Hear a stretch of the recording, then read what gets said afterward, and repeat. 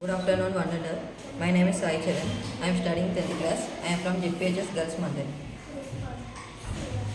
We are testing the electrical conductivity of alcohol. Observe the bulb. The bulb is not glowing.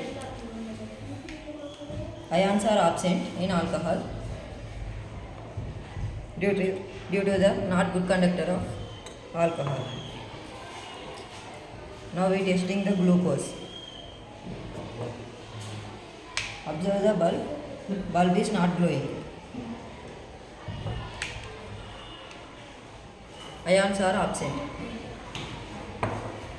due to the not good conductor of electricity.